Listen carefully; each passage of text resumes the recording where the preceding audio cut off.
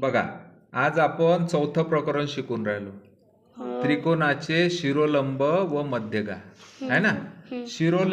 शिरोलंब जे आहेत ते कोणत्या बिंदूमधून निघतात सांगा? त्रिकोणाच्या शिरोबिंदू, बरोबर, राईट.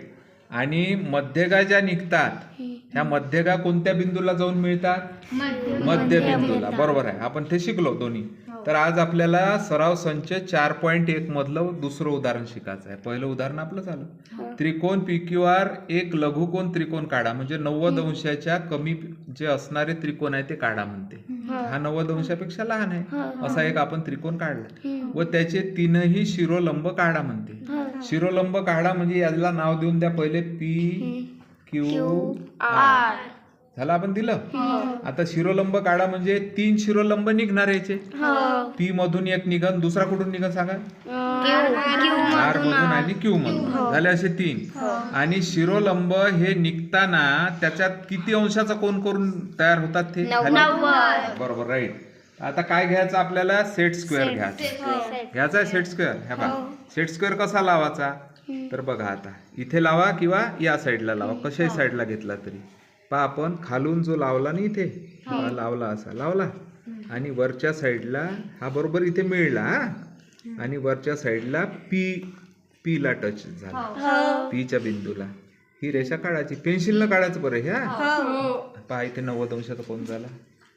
याला नाव देऊन द्या PA. झालं, दिलं नाव. आणि आता दुसरा काढायचा आहे आपल्याला R मधून. कुठून काढायचा आहे? R मधून इथे येणार. मग याला पहा, आता असं लावायचं. पहा, इकडली बाजू इकडली बाजू बघा, इकडे जुळली हे. आणि हे R, हा R बिंदू. पहा, आता R बिंदू मधून इकडे चालला.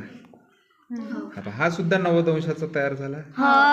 याला B नाव द्या, RB. झाला. आता कोणता राहिला? Q मधला कुठे चालला? या PR बाजूवर चालला. मग इथे लावायचा असं. पहा, थांबा, लागला नाही बरोबर, असं बघायचं. ही रेषा अशी बरोबर आली पाहिजे. आणि बघा आता अशा पद्धतीनं हा इथे जिथे संपात झाला बिंदू, त्या संपात बिंदूला काय म्हणायचं? छेदला O. आणि याला C नाव द्यायचं, QC. कोणते कोणते शिरोलंब झाले नाव सांगा?